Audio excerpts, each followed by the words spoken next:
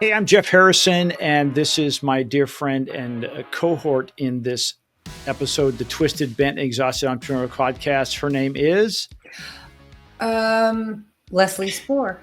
I know you're used to, if you're watching it, you're used to her always dancing. I'm not sure what's going on. She hasn't danced now in a couple of episodes. There she goes. She was talking about some kind of something. I'm not going to go into details because I didn't ask, but something about an overnight thing where in bed, her and her husband were having, and she put her, I come from West Texas, so she put him in a figure four leg lock, and now he's having trouble walking. I don't know what's going on. So that's not true. Yeah. He's making that up. She's a tough lady, man. She'll take you down. So you got to be careful. That's why I refused. I said, no, we're going to do this remote in case I said something she didn't like. She wouldn't. Whack. Oh, I am not a violent person. How you doing, Leslie? I'm good. Thank you. How about yourself? Good. How's that cough going? Oh, God, it's killing me. It's the weather. I know we talk about the weather all the time. Too cold? No, which is weird because we live in a desert. We know it's going to get hot and dry. And yet we talk about it every day. Today's going to be, I think, like 118 today. It's right now. Okay, now we're recording this episode. It's 11:51 in the morning. It's 111 degrees right now, going up to 118. It says 115, but it's going to be hot. That's probably Palm Springs, and we're farther east. Well, it's La Quinta. It is.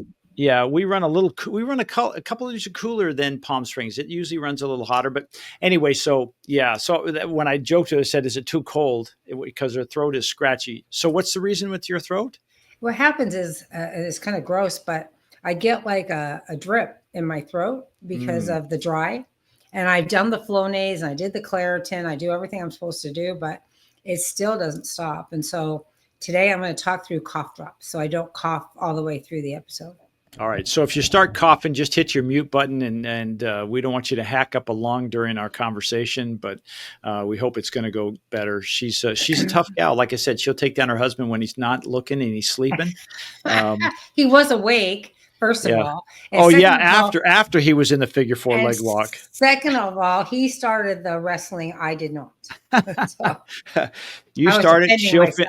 He starts it. You'll finish it. By golly. Well, you're going to make people think badly of me.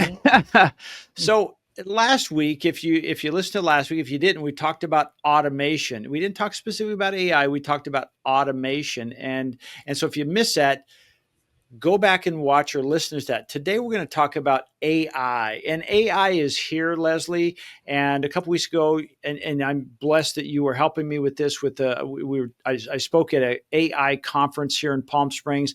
And for a lot of people, it was their first foray, is that right? Foray into AI. So they were like, I don't even know what it is. What is it? A new app? Is it a piece of software? And then as we start talking about all the things it could do, you could almost see there's a little bit of like the eyes rolling back in the head and too much white in the eyes because they're overwhelmed. And so today I want us to talk about, hey, if you are in this situation and you're feeling like, hey, I feel like I want to do AI, but I don't even know where to start. You are in the right and the safe place today, because here's the thing. There's a curve. It's like a bell curve that's made. And it's like in the early part, there's early adopters. Like when people says, oh, how long have you been doing AI? And I said, well, I've been doing it for 3 years. Like, I didn't even know it existed 3 years ago. Well, it was in its infancy for commercial wise or for the public back then. Now we're in a place where the early adopters like myself, we've kind of seen it, we understand it, but now we have the early implementers, and that's you who say, I have to use it, or your board is saying, why aren't you using AI? I understand it saves you money and it saves you time. Why aren't you doing that? So that's what we're talking about this today, Leslie. Yes, I know. That's why we're here. Did you tee me up? I didn't know I was being teed up. Well, yeah, you didn't ask me a question, so I'm going to start just holding the baton, and I'm just going to pass it. I'm going to pass it through, and then you on the other side will pick up an orange pin. Wouldn't that be kind of fun? I pass it to you. It's like the talking stick. Like I was on the board of a company that had a talking stick when everybody went to Zoom, and it was like, Well, how do you get everybody on Zoom not talking at the same time? Well, you'd have this electronic talking stick, and it would say, okay, it would have a timer, and it would work. You'd talk, and then when it went off, the voice would, like the microphone would go off, and you have to pass it to the next person. So anyway, so we're talking about overwhelm Okay. and using tools like, where do you start? And I'm not talking specifically on your No, software, no. because that's a little different, but I'm talking about in general, like Mhm. where in the world does a business, let's say it's a local business here in the Coachella Valley, where do they start? Well, generally they start with ChatGPT or similar. ChatGPT is going to turn into be the generic for AI. I think like aspirin is a generic when that used to be a specific product at one Good time. point. Good point. So I think it's going to turn into kind of a generic, but a lot of people start there and they start with using it for trying to write newsletters or emails or some people get advice off of it. But again, and we've talked about this before, the results are only as good as the questions you ask and the knowledge that it has, because it's by design. AI is designed to go out and scrape the internet for relevant information based on what you ask. If you haven't primed it with information that you want to use, then it comes back with stuff that may or may not be relevant. And some people just take that and run with it. They don't even know to filter it or to put any human intelligence to it so that they make sure they get the right information. I've seen a lot of stuff come out and be erroneous because the question either wasn't clear or the results weren't ideal for that particular question. So that's usually Yeah, where people start, I think. yeah, I think it's one of those. And I'll use my wife as an example, and I'm going to say take small steps. I saw something yesterday. It said when people recommend taking baby steps. Well, if you think about a baby, they are very unstable. They're falling down a lot. They're like a drunken sailor. So I've changed it to say take small steps, because we don't want you to be off balance and that type of thing. So I'll give you an example. For my wife, she's a bit old school, and I remember when I first suggested she use AI, and she's like, "Well, what would I even use it for?" And I said, "Well, here's an example." I said, "What if you ask it to make a list of ingredients for a recipe, and then give it the list of ingredients?" She says, "It can do that." I said, "Yeah." So she did that.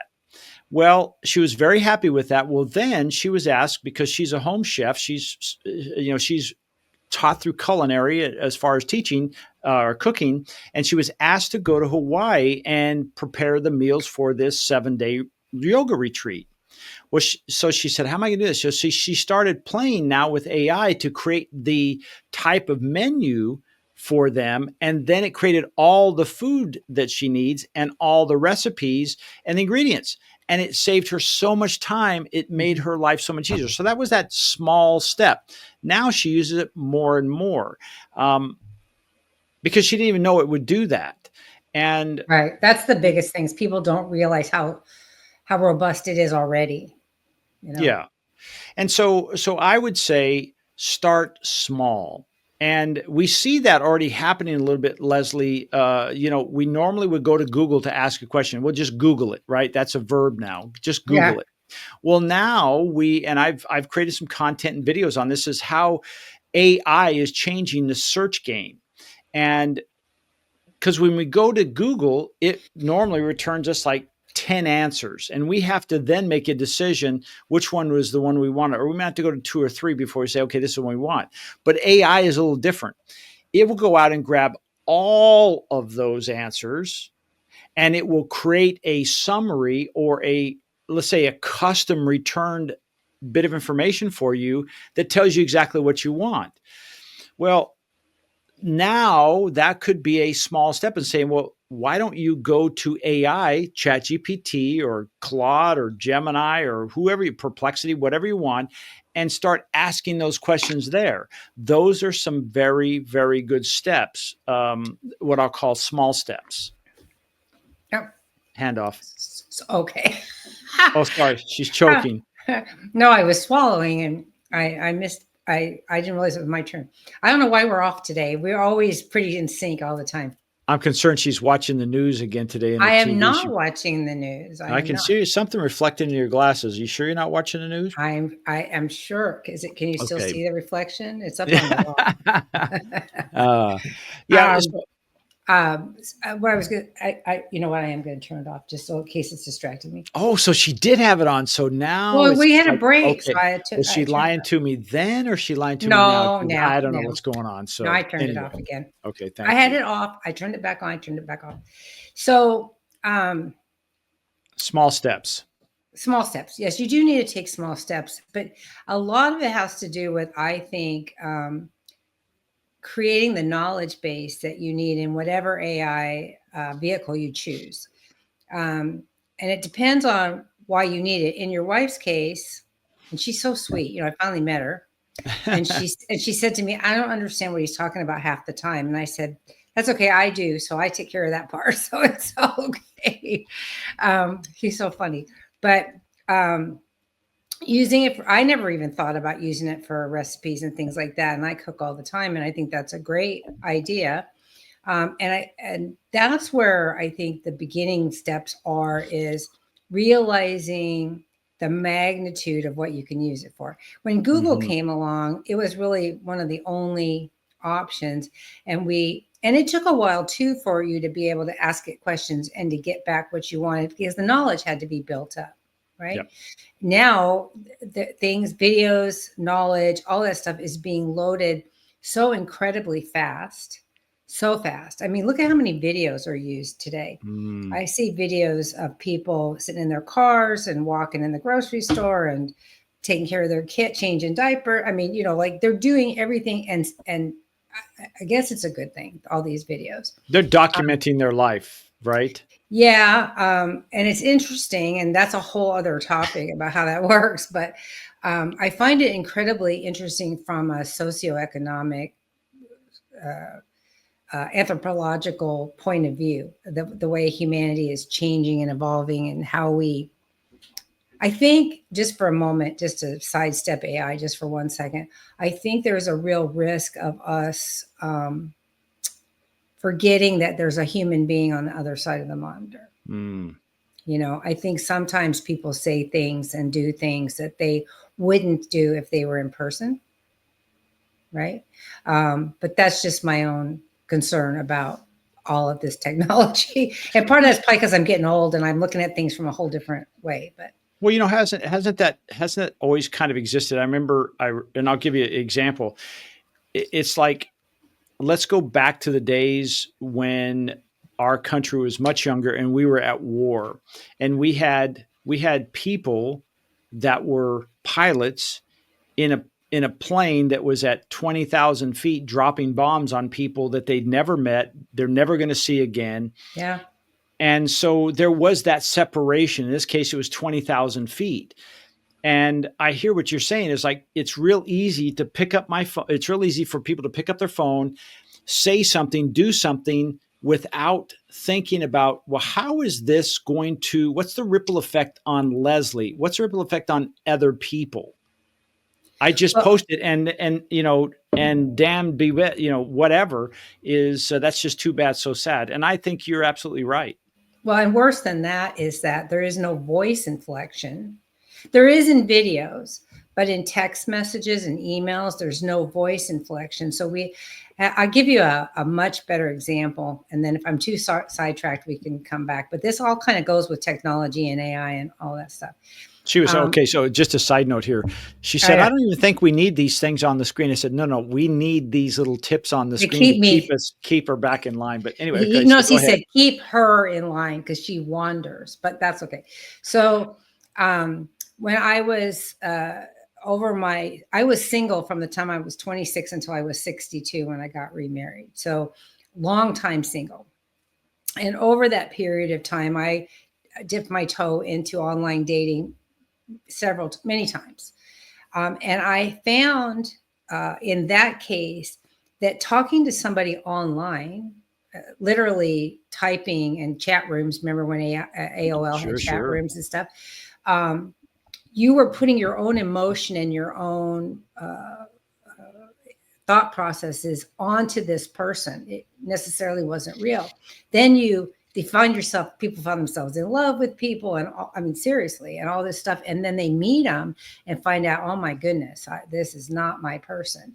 And I learned very quickly that you need to meet them in person as soon as possible, to not let that process happen to you, because it's super easy to happen, because there's no voice inflection.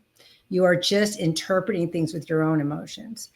And that's similar in a way. And videos are better because you can hear the emotion that people are talking with, the passion, the disgust, whatever emotion they're having at that moment. But texts and posts online, I'm always flabbergasted by, like, I belong to a Norwegian Cruise Line Facebook page that I joined because we like to go on cruises. And sometimes somebody will post something, and the attacks that happen, well, don't you feel entitled, and da da da da da, and this, and what a hateful person. And I'm like, wait a minute, I didn't read her post that way. It just, and the risk is there with AI as well, right? Because the knowledge base you build needs to reflect your business. If we're talking business, it needs to reflect your business and your philosophy and how you want the world to perceive you, so that the results you get back support that. Would you agree with that? I would, and that's the beauty about AI is you can. I mean, I'm looking at a hard drive right now of yours with a lot of content that you have that we're going to use to create a knowledge base, and we can possibly talk about that later. But it then thinks and acts as you, with all its interactions it would have with anyone else, which is very unique. You're still interacting with artificial intelligence, except it's like a walled in or what we call language model. It's only your knowledge base that we're feeding it. We're saying, hey, everything that comes in this conversation on the output and input is used only with the knowledge that we've given you. It's not using the world knowledge. It's only using your knowledge. Is that true with the little chatbot thing? Is that a chatbot that pops up and says, my virtual assistant can interact with you? Is that the same concept? Yes, same concept. In fact, that's a perfect little handoff to the small Oh, I didn't know. steps. Is a chatbot that is AI trained. I'll give you an example. One of our clients is a big, big brothers and big sisters of the desert, and I noticed they did not have a chatbot on their website, and they said, well, why would we need it? And I explained why they need it, because people will still visit your website, and it's nice that they can ask them questions kind of in anonymity before the first date. They can check you out, right? And so I created one, and the knowledge I pulled up was, I said, I wanted to know everything that's on their website, so it only uses the information on their website. And then I sent it over to them, and they said, oh, this is great. And then this morning, I got back a message that said, well, what about those questions that it doesn't answer properly? I said, that's the beauty of it. I said, you guys discover, you try to break it. I want you to break it. And every time you break Right. it doesn't know the answer to the question. Write down the question, write down the answer, give it back to me, and I'll add that to the knowledge base. And now it will act and feel like, oh, that's exactly what we'd say, because we've told it that's what we want it to do. The cool thing about it is it will have, you could say, I want it to be sincere, helpful, kind, whatever, right? And then at the end, you can say, what's its function at the end? Well, I'd like them to, in this case, to sign up to be a volunteer, or a big, or if they have a child, to sign them up as a what we call little. And so it helps with that load, but it's something that's there doing its job. It's a very secure information. Like, it's not going to go off the rails. If somebody asks a question like, that would be obscene, it would not answer that, or it would give you a default answer that would be like, you probably need to speak to someone at our office. Like, it wouldn't even go down that road because it doesn't have the understanding of that, right? But but AI queries can. So that it can go down off the rails because it's going to go scrape the internet for as much information as it can find, unless you've already built that knowledge base. I mean, now when I ask questions, the only problem I have with my AI is whether it's talking about executive errands or CVS. Sometimes I say, here's my topic for my newsletter, expound upon this, and blah blah, and it comes back with the wrong company. And so, because there's an overlap, right, between my companies, because I use all of my business knowledge to run executive errands, and so there's overlap. And so I have to somebody say, nope, I meant concierge business solutions, or I meant executive errands. But as far as the information that's out there, I mean, if I can say it back to you, make sure I understand, the chatbots that pop up that talk to you are limited in their knowledge base, specifically or intentionally, I should say, so that you can focus their purpose. Correct. Right?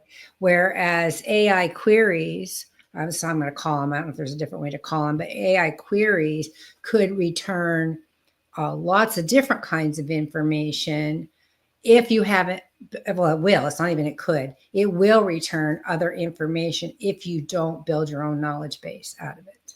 Correct, because it's using all the knowledge on that subject out there, and it's compiling it into a response. And the cool thing that I love about this is it was not like this in the beginning, but it's gotten better. It's like if it tells you a certain bit of information, there'll be a notation of where that source is. Oh, I didn't So notice that because I only get yeah, my stuff, so I don't know. yeah. So now it's an opportunity to say, well, let me see how factual that is. And now you click on, and this is what we do at Swing Point Media, is we make sure our humans will step in and validate that is accurate. It really does exist. It wasn't hallucinated, because there still is some hallucination going on, because it's designed to give you an answer. And sometimes Right. it's like a small child. It wants to appease us. So it will say, no, I didn't break that. you know, I didn't and do it. yeah, I had no idea. I wasn't there. So the idea is yeah, it will give that back, and you can check that and you say, oh, that wasn't accurate. Like you said, don't just take it for granted. Look at it and say, if you wanted to go into the full article and see where it pulled out the information, you say, okay, it's spot on. I like that. Or you can dive a little deeper. But now it's not just making it up randomly. You don't know where it came from. It's now citing those locations for us. I asked a question earlier today during my marketing meeting with Tans, and we have these all the time, she and I.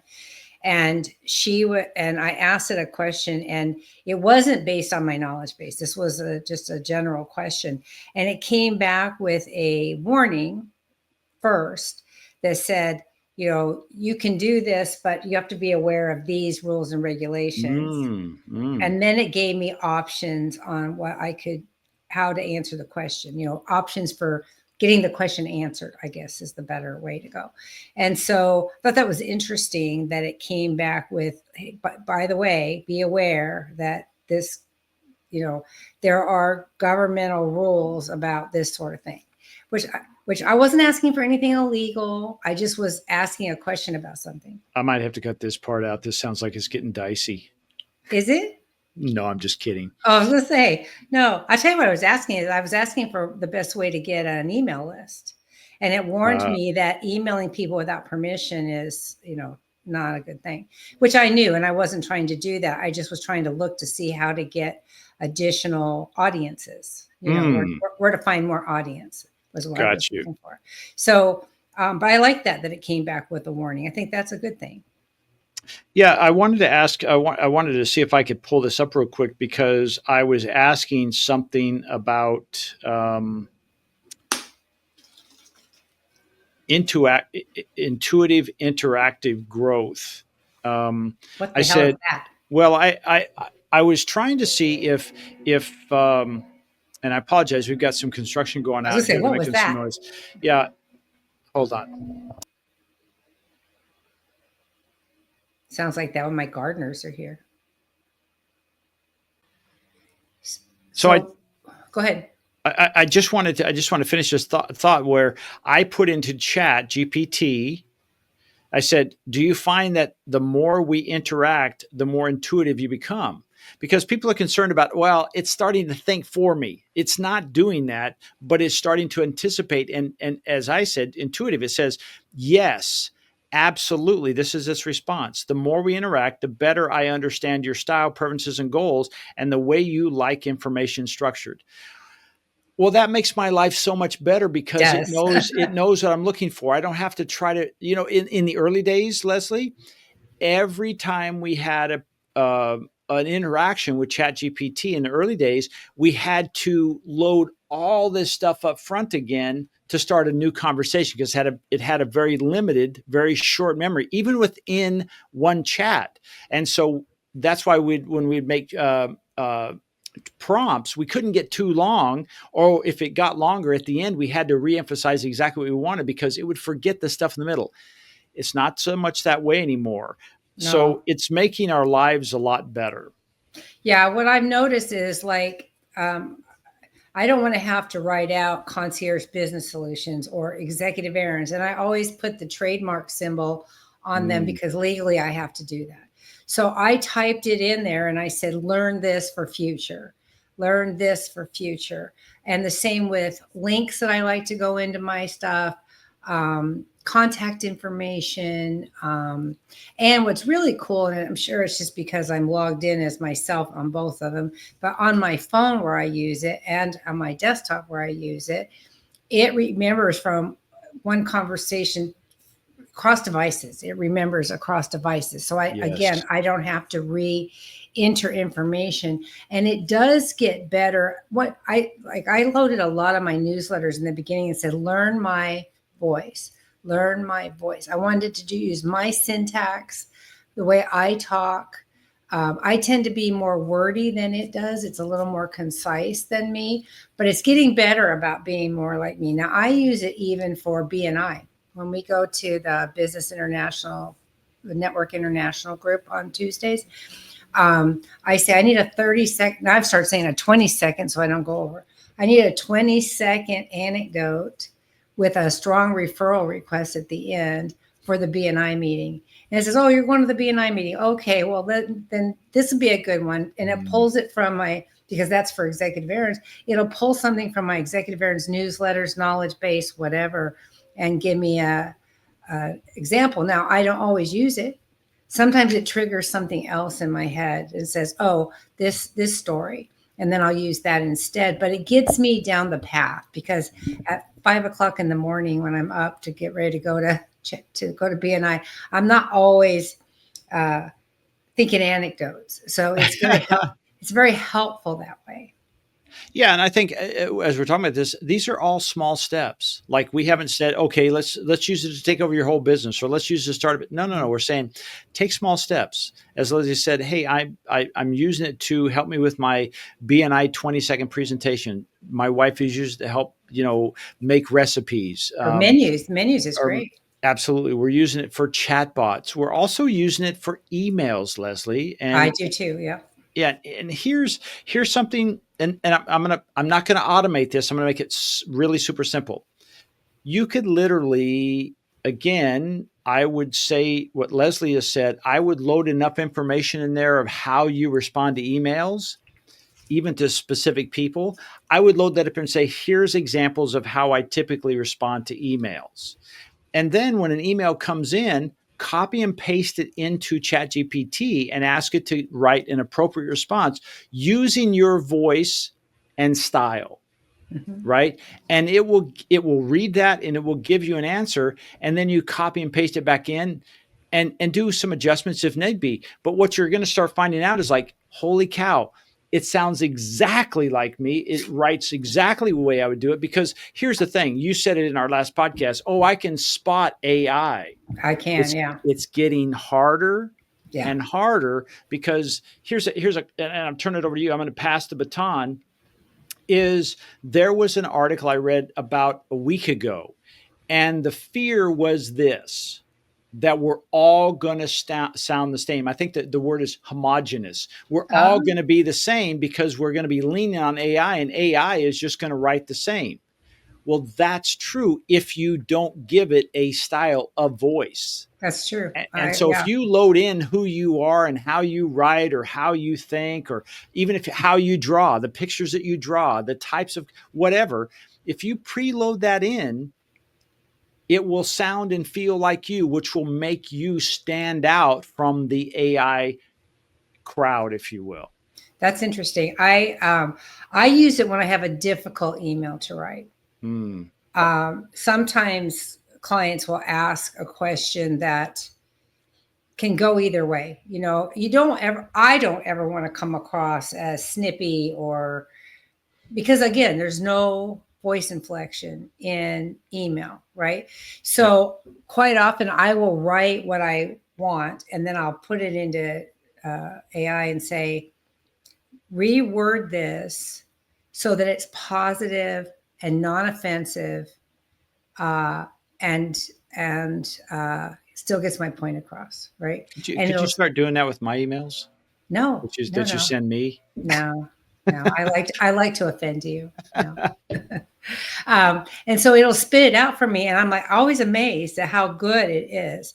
And you know, in one case, it actually won us work because somebody came back to me and said, you know, I went out and got another quote for this project, and they were X dollars cheaper than you. Why?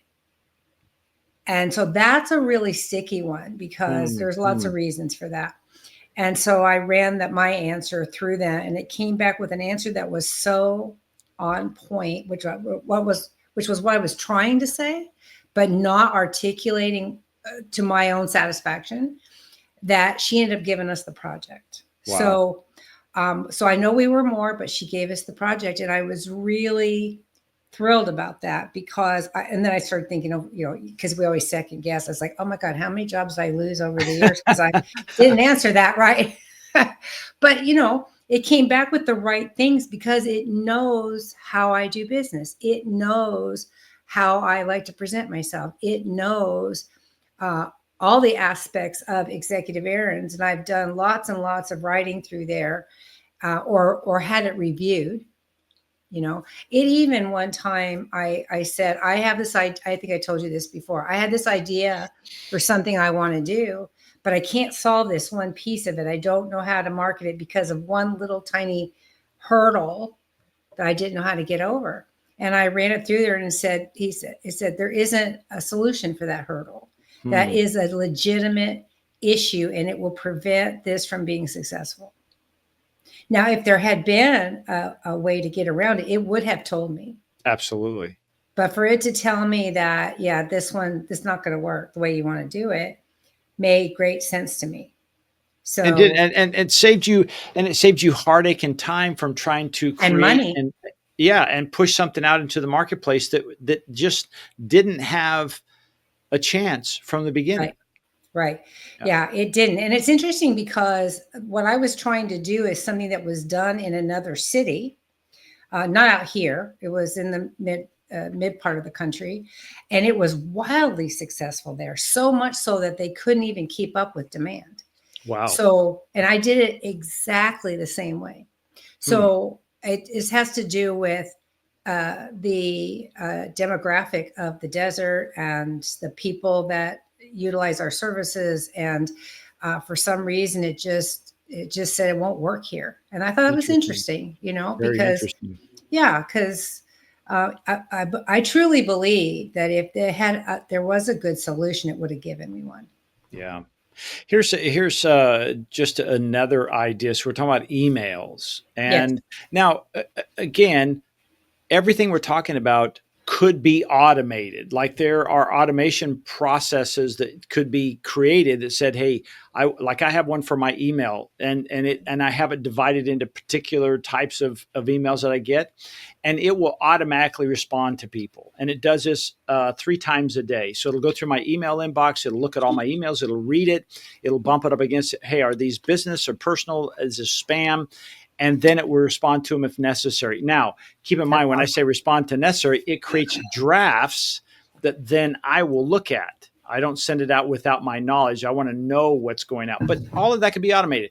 But if you're somebody who's said, hey, let's test it out, and you're getting 10 emails a day or 20 emails a day, you could do this process and it would be so delightful to say, oh my gosh, look at, and every time you load that email in that you've done, Leslie's pointed out, and I've pointed out, it becomes more intuitive, your style, what you like, and it would sound more and more like you. You're like, okay, I've trained a new employee, if you will, and away you go, right? It's so true. And, again, you have to put a human in business. I really believe that there's a lot you can automate that once you get it automated, you don't need to add the human element to it. I mean, that's the whole point of using automation and AI for making things more streamlined.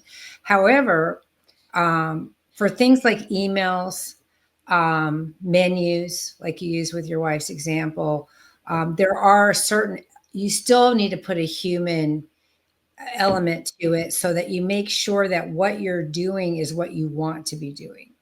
Yeah. You Well, don't want to turn it over 100%. no, something my wife always asks, and she may have asked you, if like you and Dan, do you have any food allergies or any types of foods you don't like? Well, she'll ask that if anybody's coming over that hasn't been before, and then she'll plan a menu accordingly. Well, she could take that and say, I have somebody coming over who is gluten-free, they're gluten intolerant. What could I do? Or this is what I was thinking of making. Is this safe for them? Well, that would help, right? So that's handy. Unless you're like my husband who doesn't eat pasta or vegetables. So it just really limits your menu. I'm telling you, corn, potatoes, and meat. That's it. Geez. Okay. Well, now we know. Now we know why it's been hard to get you guys over here. Okay. The next one is social media. What could you do? Oh, this Social is a media? big one. Oh my gosh, there's so much with this one. This is I think the most bang for your buck opportunity for business owners, because it isn't easy to do if you don't have any experience in it. I know this is easy for you to do, but if somebody doesn't have any experience in using AI for social media, this is where they need somebody like you. But you can do videos. You can take data and repurpose it for social media purposes. You don't have to recreate things. You can make a clone of yourself, and those are getting better and better. I was telling you that this one guy I follow on Instagram, I really like him, but I can see that he's changed from him doing all the videos to using an AI clone. It sounds like him, it looks like him, but I know it's AI because why? The mouth isn't synced to the words, right? And there's a lack of humanity in the expressions. Now, I know for a fact, because you just showed it to me, that AI has progressed to the point that you sent me a video this week. I think it was this week, maybe it was last week, of somebody we both know that you had created an AI clone for, and I would have sworn that it was him talking. There was no indication it was AI as far as I was concerned. That's both exhilarating and terrifying at the same time, because it sounded like him, it looked like him, it had his mannerisms. And you know what the benefit to businesses are? That you can do so much more for so much less time. You know, it doesn't take that many videos to be able to create tons of content to be able, well, it's like your content accelerator. You know, you can create videos and blogs and newsletters and all this stuff for people, and they just have to give you a topic or that's it. You know, they don't have to, once you set it up, you can run it for them, and look how much time it saves them. And 100%. it gets them, and it gets them the presence on social media that we need, but is constantly changing, right? The algorithms for how your advertising and social media works changes like way too often. And part of that's because of the volume of stuff that's out there. I know Facebook just eliminated, they're only keeping live videos now for like 5 days. and then they're going to delete them because they can't support I wonder how big their servers are. Too much You know, volume, too much volume. Well, it's all yeah. energy, but I want to jump in. I want to share something with you because this is an example of how an AI clone of yourself or an avatar can be made. And this is somebody I've watched and we've done business with them for years. And I didn't know this wasn't Julia. So watch this. So here we go. Job problem.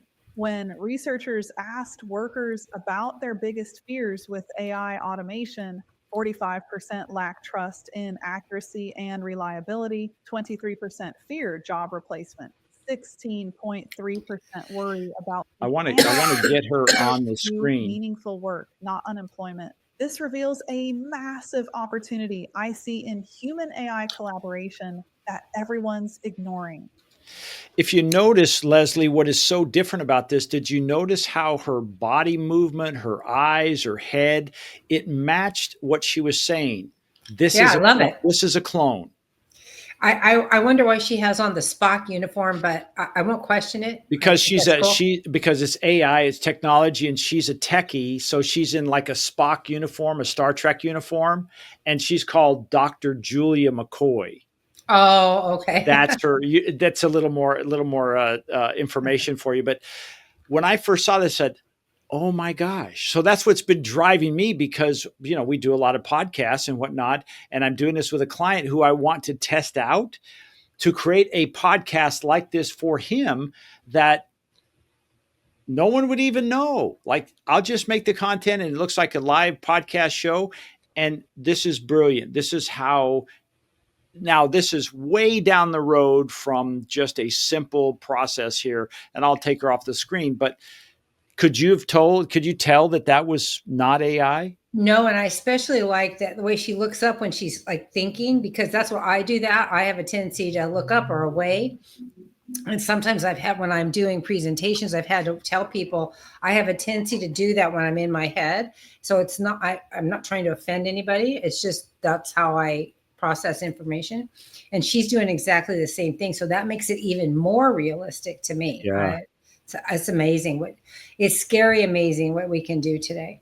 Yeah. So these are things that happen, but in social media, you could literally say, this is my business. This is the platform I want to post on. Here's the topic or you can even, let's back it up from this, say, create 10 posts to support my business and attract more customers and make it so that people who are scrolling want to stop and find out more about it. And Right. make sure you put in all the titles, the copy, and also if it's hashtags or it's keywords, write that out and let's just say for Facebook. And it would spit that out for you. And you're like, oh my gosh, this is so good. Yeah. And then you might take it one step further and says, now that you've created this, can you create the ideal image to support each one of these posts for the next 5 days? And it will go right into it and it will say, okay, on day 1, I talked about this. Let's have a supporting image on that or a graph or table, whatever. And it'll create all that for you. And next thing you know, you're going, I have a week's worth of content or 30 days. You put the number on it of content that you need. And this is what we do for our customers. But I'm saying you just do it one-on-one. You can do this. Well, and I want to emphasize, because a lot of people are intimidated by AI and think that because it's so futuristic, that it's super expensive. It isn't nothing. You have to pay for help to get this stuff the way you want it. But if you think about it from a business perspective of how much reach you're gaining for absolutely tiny investment of time. Mm-hmm. I mean, tiny investment of time. It's worth the cost because you're going to get actual returns on that investment versus paying for advertising on Facebook and Instagram and TikTok or wherever you're paying, and then not getting the engagement that you need to make it have value. Yeah. That's the one thing about the stuff that you create is that I know that it gets engagement. Now, we just had to go in and clean up a bunch of Autobots. Is that what they're called? Or the robot bots that live in X and Instagram and Facebook and stuff, because they glom onto your content. And then, like, for example, Facebook will stop showing it to people because it has these auto robot things attached to it. So That's we had right. to go in. So we had to go in and clean a bunch of that out in order to get better engagement, and it's working. But those are things that people don't know. So even in baby steps, I think it's valuable, as fast as technology is moving, to have an expert helping you. So that's why, that's why I just think it's important that people realize that you can have this. It's going to cost you some money, but the long-term benefits are worth. You can't even quantify it. Well, can I share another screen share with you here? If you want me to stop talking, yeah, it's fine. Well, here's an example of what automation looks like. This is what we do for our clients. So we will go in and we'll examine, hey, what do they need? And then we'll create each one of these are steps for what we do for the client. So it may start with, there's a trigger step here of what happened. Let's use the example of, hey, I want to create a piece of content and I want to put it on all these social media pieces. And each one has, okay, maybe this one is for Facebook and all the things need to be happening on Facebook. This one's for Instagram. This one's for YouTube, whatever, or I'm writing a blog. Well, these are examples of the steps that would be necessary that we've automated, that literally could say, okay, this used to take me and my staff 5 to 7 days. Now this runs every Monday at 9 a.m. and it takes 10 minutes. Sorry, Right? I'm sorry. My husband just held the dog up at eye level and stuck its head around the door, and it cracked me up. Jeez. The only problem with that is that it doesn't play well on our audio on Spotify. But as far as video goes, that's really impressive, because I would not want to have to do all those steps myself, and especially not times 3 or Yeah. 5 or whatever. Because think about, I've got TikTok, X, Instagram, Facebook, and LinkedIn, and whatever the heck Threads are. I have all of those, and I have like 5 or 6 Facebook pages. And so all of those have to be done for all of that. Yep. I would not want to do that myself. And so something like this, something like what we're showing on the screen, could be created to do that. Now, again, it's not baby steps. I just wanted to show you, right. On the other side of the curtain, what can happen when you're saying, okay, because you'll get to the point you're going, I think this is great, but I don't want to do this manually. What's the other option?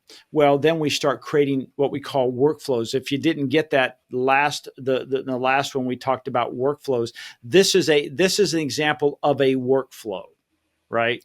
Yeah, each of those are actionable steps, right? Absolutely, every one of them. And somebody has to do those steps. So whether it's AI doing it or whether it's a human doing it. Yeah. Because I know that even though AI creates a lot of content for your customers, it also, you still have a human reviewing it to make sure that everything is appropriate. Well, and we're getting closer, Leslie, to less and less. We still have a human looking at everything, but now what we've done is we've added AI agents into each step that will be processing that and checking it. And then we have a project manager is also an AI agent that interacts with that AI agent that's assigned to say, like as an example, there's one here that says SEO optimized content. Well, we have written the prompt for that.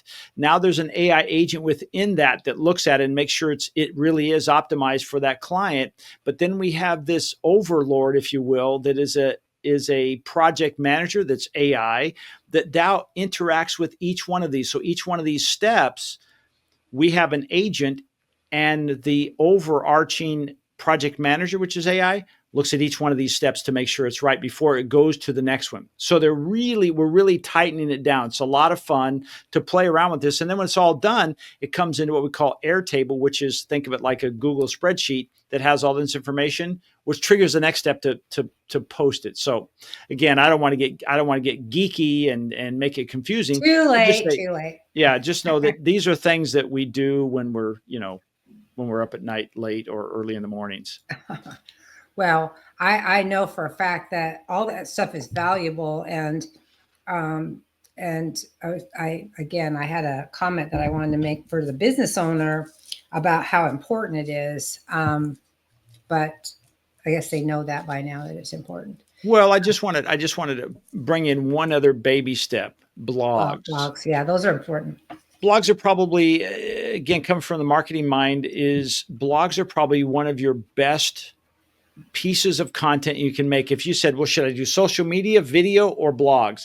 Throw the other two away, put the blogs on there, because blogs are easy for the search engines to read.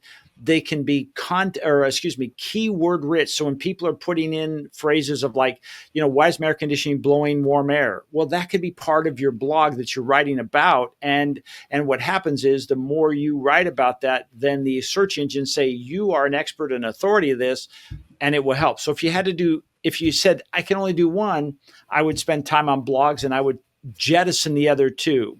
And you could teach it to write just like you. As Leslie said before, you could take that same idea, instead of emails, you're putting in your your written content that you've done before, and it sounds and acts just like you to make your blogs. That's a Yeah, it's baby great. step. Well, we're taking one baby step that we've taken is that two things actually.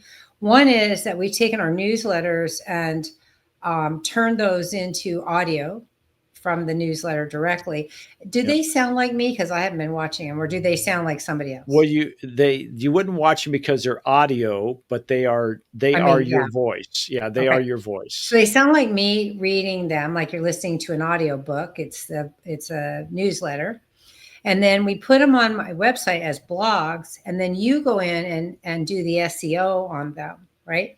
So that Correct. we make sure that the search engines can find them. Yep. So, um, again, those are small steps. I write the newsletter, then you audio it, and then I post it, and then you SEO it. And so that sounds like a lot, but it's not. It's really because it's automated. A lot of that is pretty fast. You don't have. Do you have to do the SEO stuff manually, or is that something No, that's automated? that's automated. That's Yeah. So automated. Yeah. yeah. So the ability to automate so much more of our business is an exciting time to be in business, I think, because the opportunities are limitless. And it's just being able to think big enough to embrace what you have, which is why you also need somebody to look. We talked about this last time about engineering the business process, and to find opportunities for automation is what you need to look for. Hmm. Most people cannot see those readily. It's a forest and the trees situation. Even me, I can see stuff for Jeff, and Jeff sees stuff for me. And I tell him all the time that he um, frames my perspective on all kinds of things. I'll have an idea for something. He says, "Yeah, but what if you did it like this?" And I'm like, "Oh, why didn't I think that's so obvious? Why didn't I think of that?" So having a coach or a consultant available for this automation and these business engineering is very much worth the investment in order to optimize the efficiency, which in turn increases your productivity, which in turn increases your profitability, which is what we all want, right? We want Yeah. we want to work smarter, not harder. And I know that's a cliche, but smarter in this day and age means automation. Absolutely. And here's a cool thing about it is, and then I want to ask you a very pointed subject before we wrap up, is you don't have to be an expert at any of this stuff, because you're already dealing with ChatGPT or Perplexity, let's call it AI in general. You're already dealing with someone who I don't have shame in saying this, that is way smarter than I am. So if I'm not sure what I want to ask, I'll ask ChatGPT. In this case, we're talking about it. What questions would I need to ask for you to give me the answer that this is my outcome that I want? And it'll Right. help you. Because Yeah. sometimes we talked about before, it's like, we don't even know what to ask at the Yeah. beginning of the program. We said, hey, you're overwhelmed. I don't even know what to ask. Ask it Ask. what to ask. Absolutely. Yeah. 100%. But Yeah. I want to ask you a specific thing, and we have our information on the screen. And for those of you who might be listening, it's L Sport, SPOOR at Concierge Business Solutions. That's a plural, solutions.com, or Jeff at swingpointmedia.com. The reason we put that up there, if you have questions or you need some help, that's what we do. We help people consult and find out, well, where should my baby step be? But I want to ask you this, Leslie, because you've done something I think pretty amazing over the years. You did it from day one, 20 years ago. You said, hey, with my business I'm making, I'm going to create software that solves a lot of these problems. Really, you already have the workflow made. Do you just set it and walk away from it, or is this something that, because No. you're like the captain of the ship, you're constantly tweaking and making it better with and without AI's help? That's true. Yeah, no, I have never said it and forgot it. As we've grown over the years, we've added more and more functionality and automated more and more processes so that we can be as efficient as possible. Mm. And so that my people can do more with less, or do more with less admin, I should say, because this is executive errands is an admin intensive business. And so we want to automate as much of that as possible, and use a management by exception philosophy so that they can focus their time on what's important. You know, a management by exception philosophy, if you haven't heard us talk about that before, is based on Vilfredo Pareto's 80-20 rule. 80% of the results are in 20% of the data.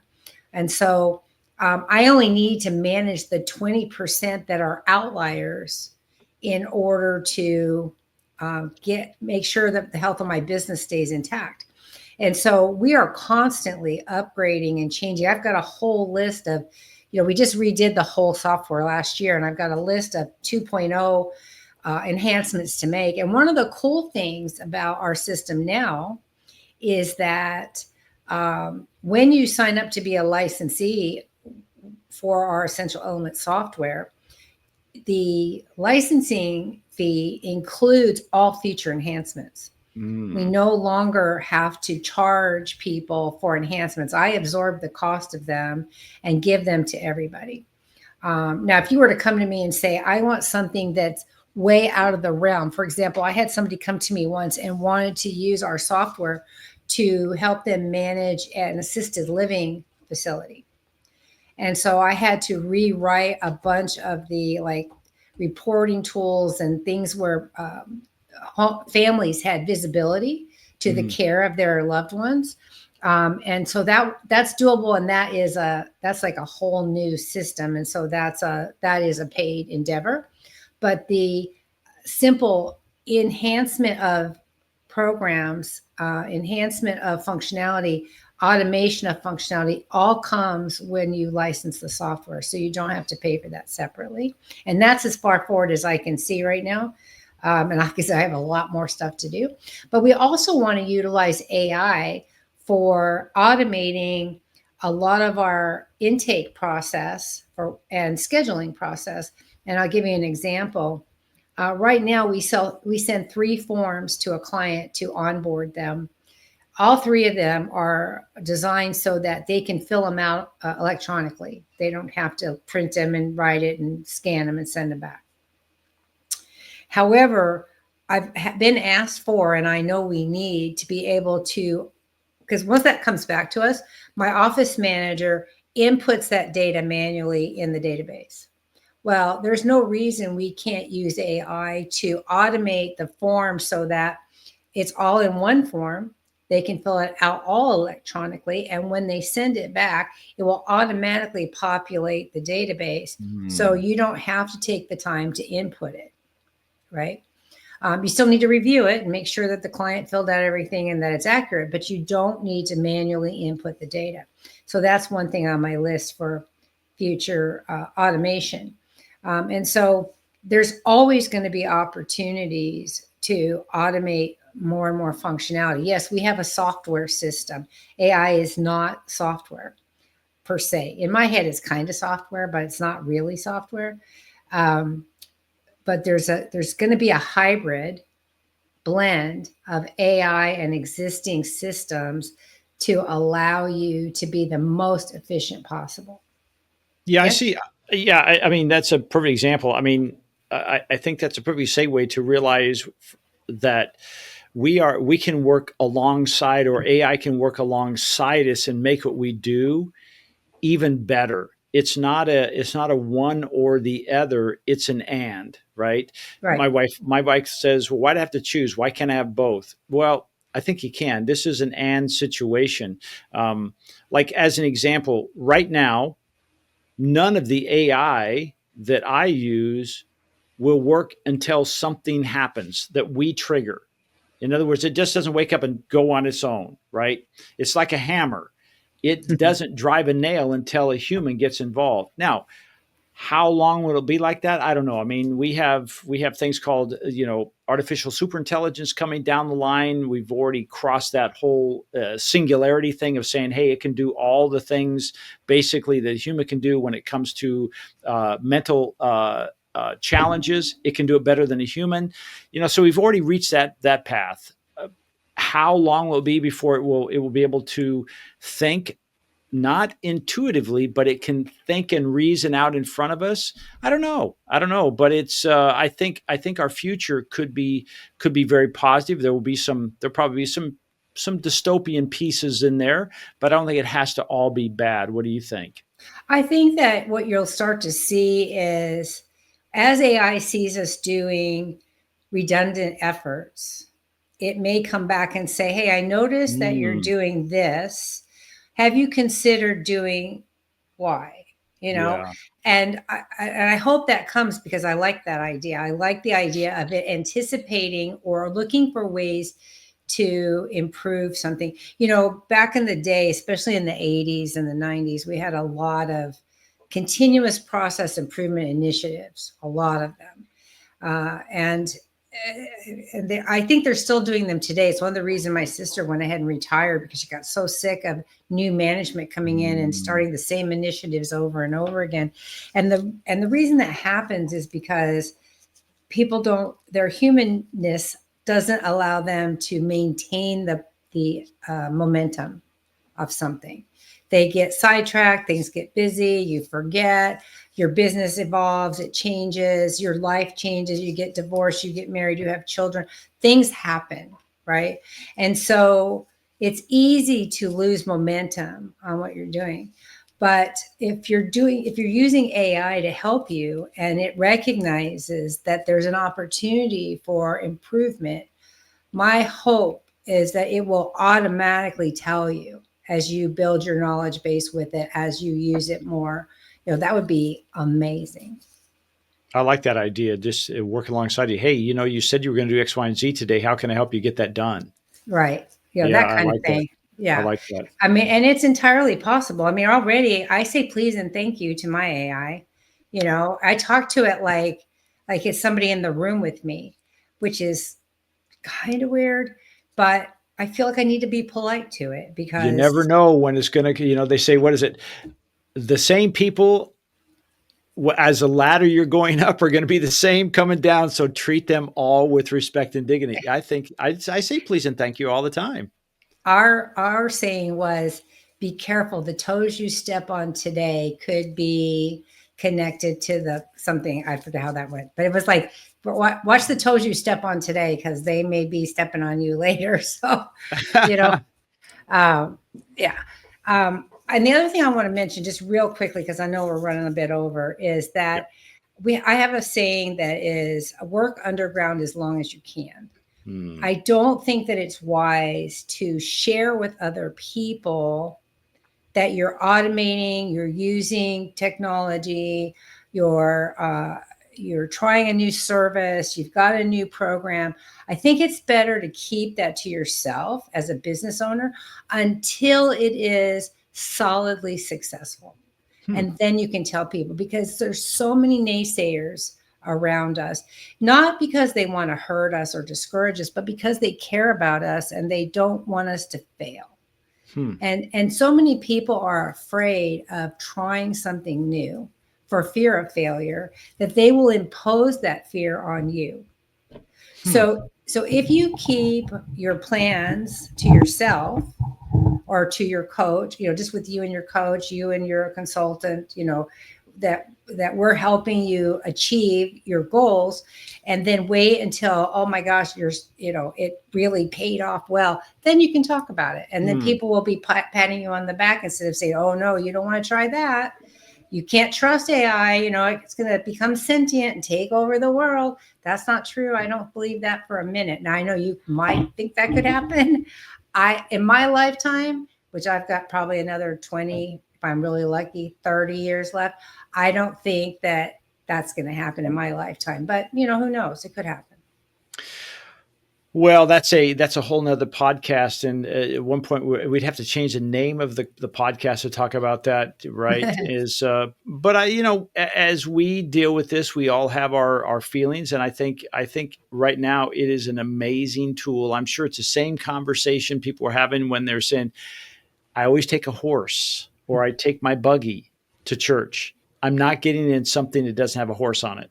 And It was the horseless carriage, right? And yet here we are. So no matter what the technological advantage or change are going to be, there's always going to be pushback from people who feel it is a threat. That's just the way it is. It's not too bad, so sad. It is the way we are. That's our inherent nature. That becomes part of our identity. I mean, we say this is the way we've always done it, right? Instead of saying, the question is, how can I do it better with what tools are available today? Right. Agreed. Yeah. So, well, Leslie, as always, this has been a phenomenal conversation. And as we talked about this, we said, hey, AI is here. Instead of overwhelm, take small steps, plus discovery, and you'll find success. Just play around with it. What do you do that maybe has nothing to do with business? Kind of play around with it. If you don't know the question, ask it, tell it, hey, this is what I'm trying to get to. What questions should I ask? What do you need to know from me to help me get there? Yeah. Oh my gosh, you'll be blown away. It's so fun. Leslie, you're the best. I really appreciate it. Thank you all for joining us here on the Twisted, Bent, and Exhausted Entrepreneur Podcast. Until next time, I'm Jeff Harrison of Swing Point Media. I'm Leslie Spore. See ya.